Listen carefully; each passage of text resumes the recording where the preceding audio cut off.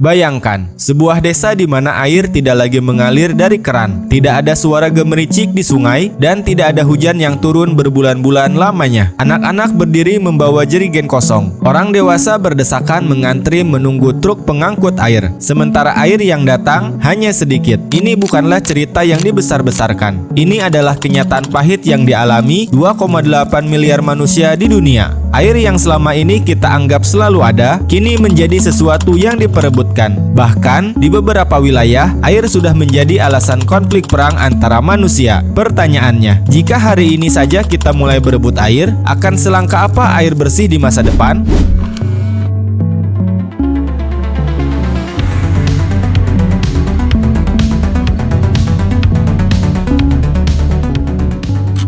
Sejak awal sejarah manusia, air selalu menjadi pusat kehidupan. Tidak ada satupun peradaban besar yang lahir tanpa sumber air. Misalnya Sungai Nil, yang melahirkan bangsa Mesir kuno dan menjadikannya salah satu peradaban paling maju di zamannya. Atau Sungai Efrat dan Tigris, yang menjadi nadi kehidupan di peradaban Mesopotamia. Dan ada peradaban lembah Indus, berkembang karena air yang memungkinkan pertanian, perdagangan, dan kehidupan sosial tumbuh di sana. Air bukan sekedar cairan bening yang mengalir. Air adalah alasan manusia menetap, bercocok tanam, membangun kota, dan membentuk peradaban. Tanpa air, sejarah manusia mungkin akan berhenti bahkan sebelum dimulai. Namun ironisnya, di zaman modern ini, ketika teknologi berkembang pesat dan ilmu pengetahuan semakin maju, justru air bersih menjadi sesuatu yang semakin sulit diakses oleh miliaran manusia.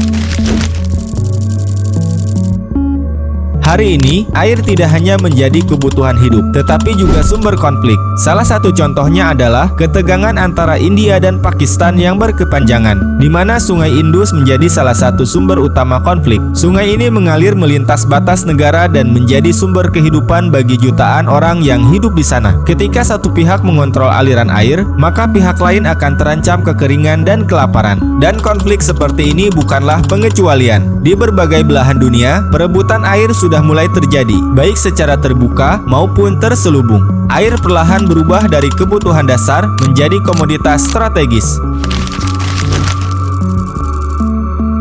Saat ini, dunia sedang menghadapi krisis air bersih. Ratusan juta orang tidak memiliki akses terhadap air minum yang aman. Jutaan anak harus berjalan jauh setiap harinya hanya untuk mengambil air, yang seringkali kualitasnya tidak layak konsumsi. Di Indonesia sendiri, masalah air bersih bukanlah hal asing. Di beberapa wilayah, terutama saat musim kemarau, masyarakat harus membeli air dengan harga mahal. Di sisi lain, ketika musim hujan datang, air justru menjadi bencana melalui banjir dan pencemaran. Air seharusnya menjadi hak dasar setiap manusia. Namun kenyataannya, tidak semua orang merasakannya. Dan yang lebih mengkhawatirkan, kondisi hari ini hanyalah awal dari krisis yang lebih besar di masa depan. Lalu, seberapa mengerikan dampak kelangkaan air bersih bagi kehidupan anak dan cucu kita nanti?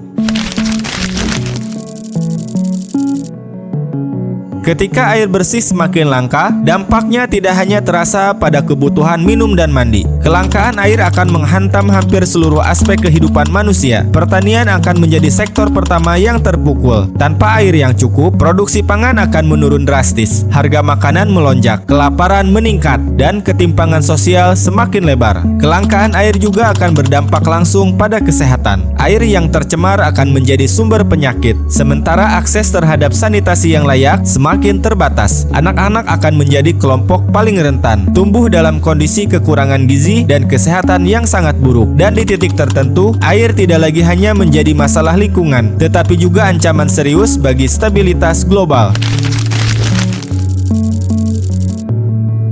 Setiap krisis besar selalu memiliki akar penyebab. Kelangkaan air tidak muncul begitu saja. Ia adalah hasil dari akumulasi kesalahan manusia selama puluhan, bahkan ratusan tahun. Dan jika kita ingin memahami seberapa parah masa depan yang menanti, kita harus berani menengok penyebabnya.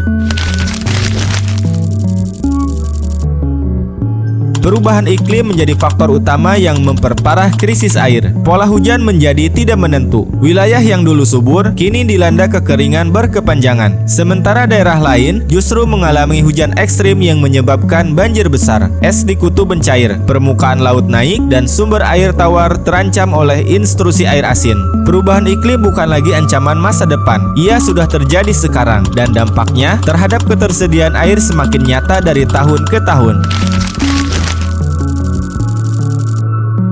Air di bumi sebenarnya tidak pernah berkurang. Volumenya relatif tetap dan terus berputar melalui siklus alam. Namun yang menjadi masalah besar adalah kualitas air itu sendiri. Sungai, danau, dan sumber air tanah semakin tercemar oleh limbah industri, pertanian, dan rumah tangga. Akibatnya, air yang secara fisik ada tidak lagi layak untuk dikonsumsi, dan ketersediaan air bersih yang siap digunakan pun semakin menyusut. Ironisnya, semua ini adalah hasil dari aktivitas manusia sendiri.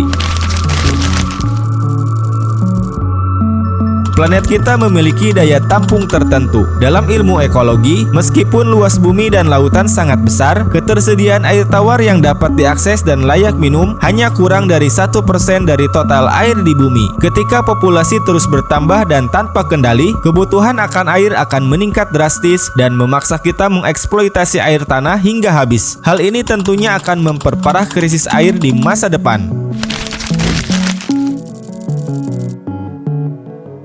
Masalah kelangkaan air di masa depan juga dapat dipicu oleh keserakahan perusahaan dan sistem kapitalisme, di mana air bersih dieksploitasi dan dijadikan komoditas yang dijual dengan harga tinggi. Bukan hanya itu, di masa depan kita tidak hanya akan berebut sumber air dengan manusia saja, tapi juga dengan teknologi. Pusat data, industri teknologi, dan kecerdasan buatan atau AI membutuhkan air dalam jumlah yang sangat besar untuk pendinginan dan operasional. Dan hal ini akan membuat sumber air menjadi rebutan oleh perusahaan teknologi raksasa di masa depan.